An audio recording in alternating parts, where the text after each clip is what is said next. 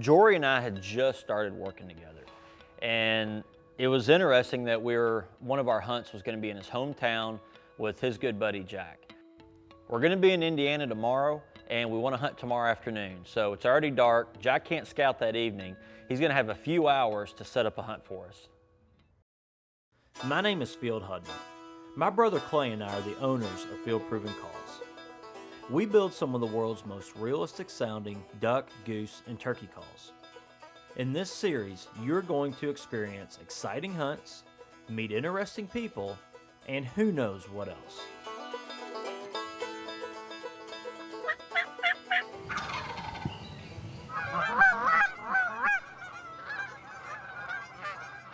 It feels like, oh, he moved down. I was like, how'd that happen?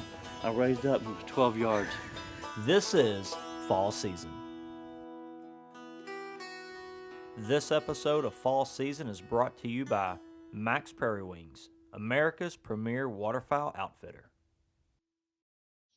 Pretty much every day for me revolves around animals of some sort. Be it the animals that we have here at the house, our horses, our chickens. My job is animal-based. Without the animals, I don't have any work. American Animal Control is a nuisance wildlife control company. We remove any nuisance wildlife. We do not do domestics. We do not do cats or dogs. If you've got nuisance wildlife, raccoons, bats, possums, snakes, birds, doesn't really matter what it is, you can hire us. We come out, remove the problem, fix any kind of damage that was done, and make sure that it doesn't reoccur. My job allows me to cover a lot of ground. And in covering a lot of ground, it also gives me the opportunity to find birds in a lot of different places. My truck is a 2006, and by the end of today, it'll have 389,000 miles on it. Our job is really seasonal, so as the temperatures come up, so does business. So we're really busy from May through September, but just as soon as it starts to get cool and everything starts to calm down, work slows way down for us. So I really don't work a full-time job most of November, December, January, or February, which is great for our late nuisance season geese. And my hobbies are all animal-based. I deer hunt, I turkey hunt, I duck and goose hunt, I dove hunt. Everything that I do revolves around the outdoors, and it's just how I was brought up. I actually met Jory through his dad, Aaron, and when I was up at college, I started getting on, I believe it was duck hunting chat on the refuge forums, and I think Aaron had made a couple posts that referenced an area that we hunt. Actually an area that is very specific on where we hunt. And so I got in touch with Aaron because at the time it was just me and my dad that were hunting. It was just two of us. And we were having a lot of fun, but we knew that, it would be funner with a couple more people involved. We started hunting with Jory and Aaron that fall.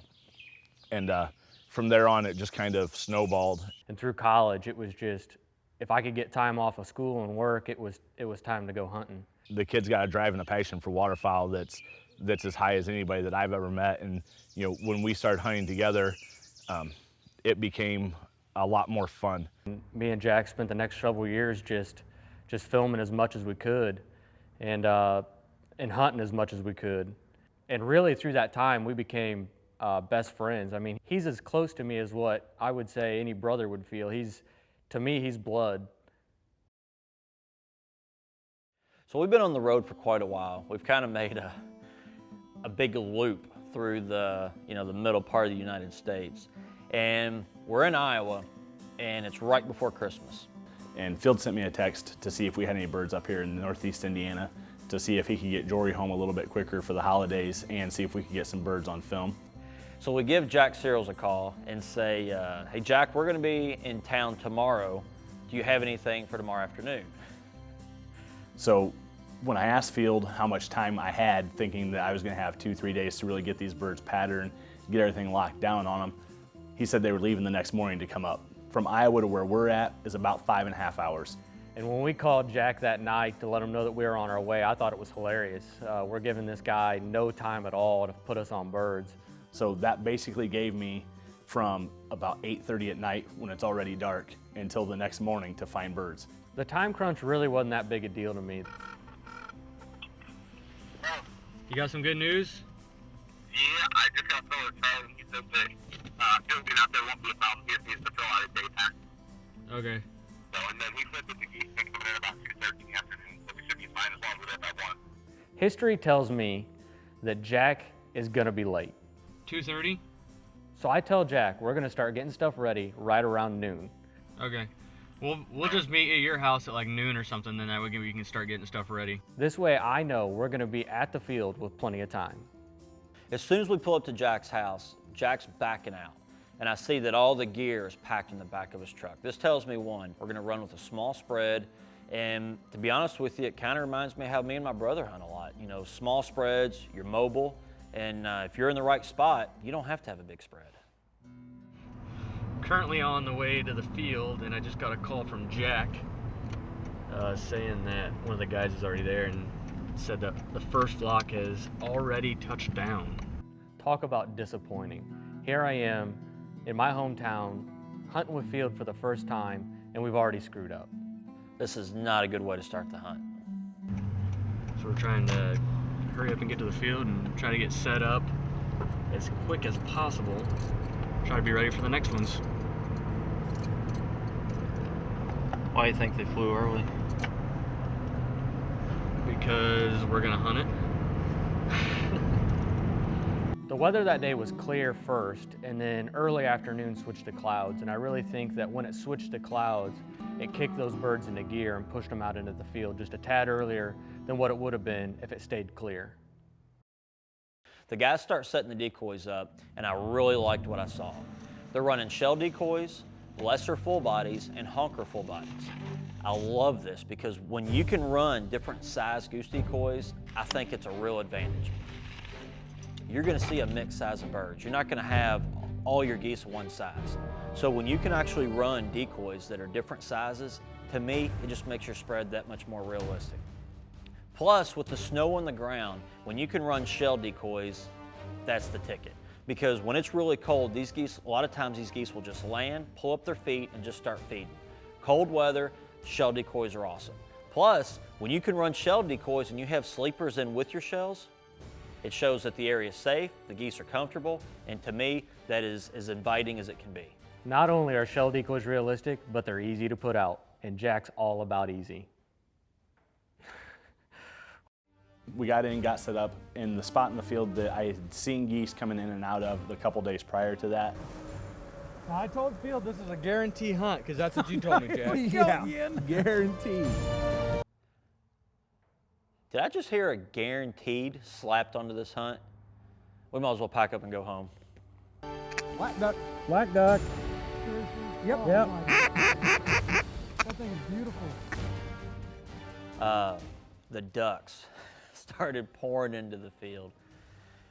Classic Indiana. The ducks show up when season's out. We don't get ducks like this in Kentucky, I can tell you that, at least not in our part of the country. Why can't we shoot ducks now? Indiana sucks. There's actually so many ducks swirling around this field that it's screwing up the geese. The ducks are cutting off the geese on their way in.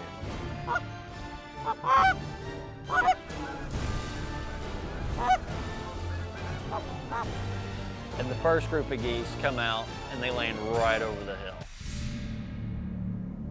That guaranteed is about ready to fly right out the window.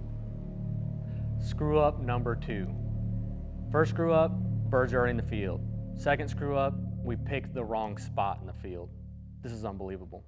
The birds, the first birds out wanted to work, but they didn't want to finish really. I mean, you could tell we didn't know if it was something about the spread and the setup that they didn't like, or if it was just that we had missed the spot. After the first couple of flocks played out, the answer became brutally obvious that the spot that we were at in the field, it was off by about 400 yards. So we just turned into opportunists. And what I mean by that is if there's a shot available, you better take it.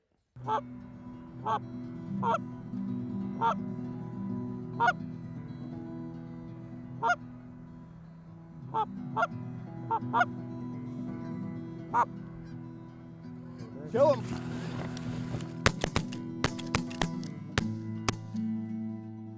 That one's going down, that front one. When shooting into a flock, you should pick one bird and stay on it.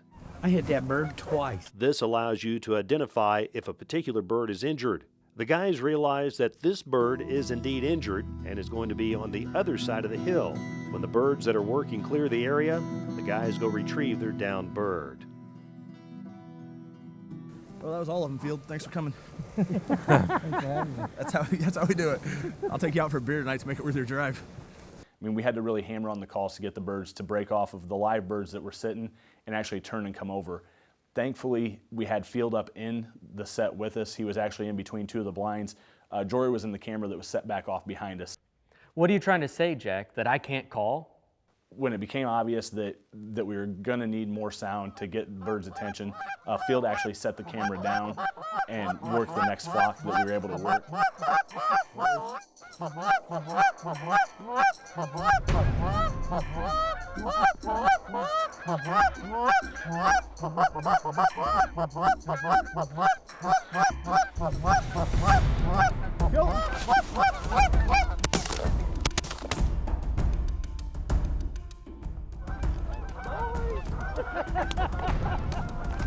Very cool.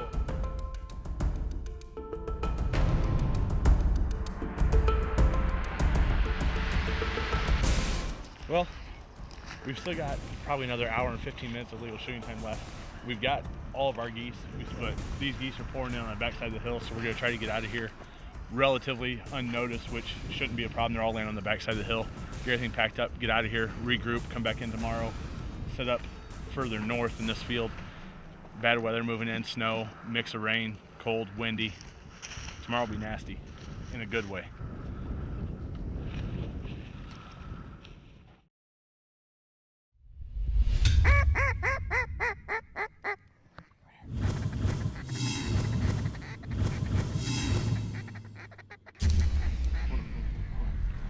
Ready? This scenario right here is a prime example of how your calling style is going to change from flock to flock, not day to day. And what I mean by that is the first group that we shot into, Jack was real reserved on the call. He was calling to late season geese. These are high pressured geese.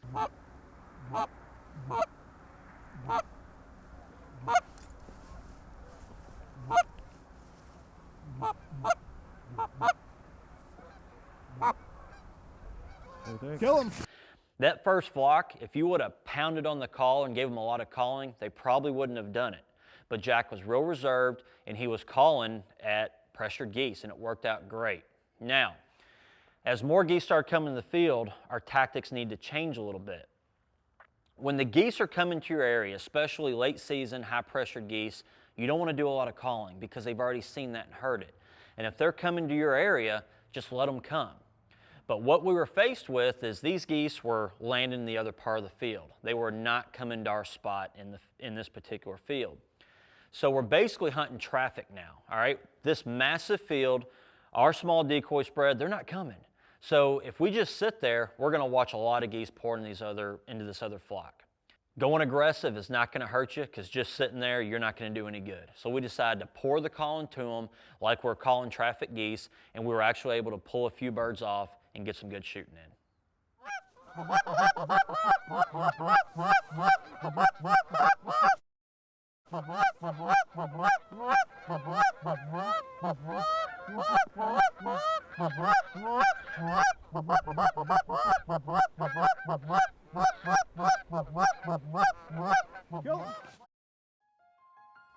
There was a lot of geese coming to this field and they were landing in a different part of the field. So there's really no need to go scout and try to find another spot. The geese are comfortable coming to this field, we might as well hunt it again. The weather was actually going to be a little different. The first day was sun with a little bit of clouds. The next day was supposed to be clouds with some fog. So we decided it was definitely going to be a morning hunt. When we got there the next morning, we decided we were going to set up closer to the fence row. Which is risky, especially late season, because these geese, they weren't landing next to the fence. So we're going to try to pull them to land next to the fence. But we felt like that, the risks were not overpowering what the advantages were. By setting up next to the fence, we gained a couple advantages. One, this was going to allow us to keep one camera in the fence row. I was basically just tucked up underneath the fence line and I was not an issue. 2, we could reduce the number of blinds in the spread, and the third hunter could sit in the fence line, literally not even 100 yards away, and just switch in and out as soon as he needed to. The birds coming off this roost, they really were not wasting much time. When you got that first flock to come out, that was basically the beginning of a pretty steady trickle of birds.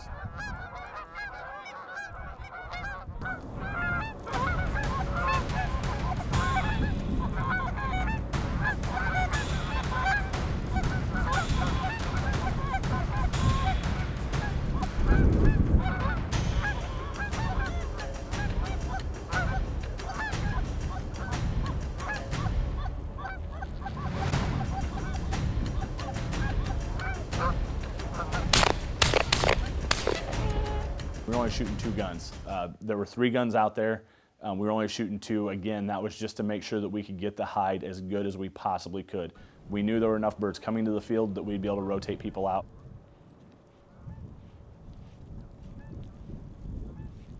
My dad came up, jumped in the blind, and we started working on his birds. With us being set up next to the fence line, you know, we were actually off that mark just a little bit, and the birds were wanting to favor the left side of the spread. And we were a little bit worried about that because when we pulled up to that fence row, we knew that we actually came about 100 yards off the mark. A flag can be a hunter's most useful tool when it comes to late season birds. Keeping the flag behind the blind will help hide it from incoming geese.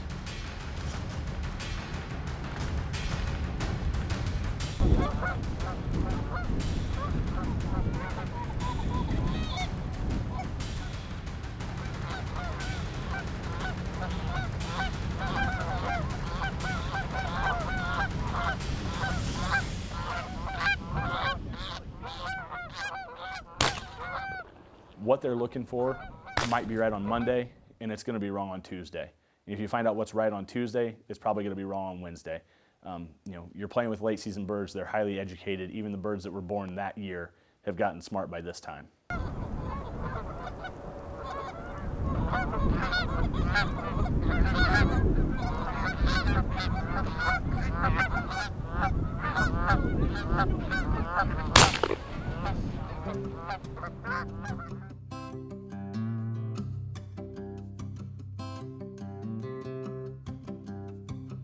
There again, tough hunting. You know, we weren't exactly where we needed to be. We had birds to the left of us, birds to the right of us. Thankfully, we were able to finish enough birds that we could finish off the 3-man limit and get out and really not bother too many birds. This hunt was executed perfectly. The way those geese came in was gorgeous. I mean, they got real low on the deck. The first group actually was the prettiest group we had in the last 2 days. I mean, they did it nice. This was an awesome trip for me.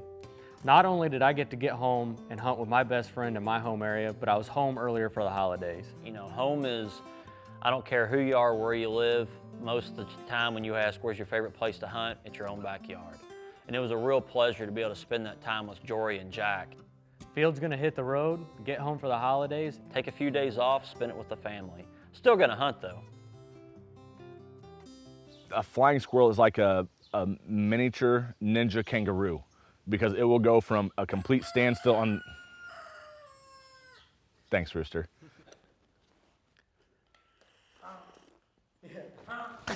What? Yeah! That was a good yeah. Sometimes I feel like I'm all alone and there's no one. What? Yeah! Foot, and they do it very, very fast. Getting your hands on one in a confined space is not an easy task. And the way that I finally caught it... Have you ever caught an El Chupacabra? I have not caught the El Chupacabra, but Beth swears that one lives in there after dark. I think it's just me. How about a Sasquatch? They got shows on catching Sasquatch. Refer to the first one. That's also me.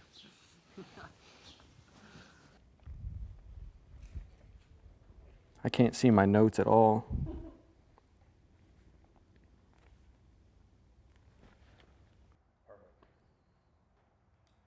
I got a pee-pee. Beep break.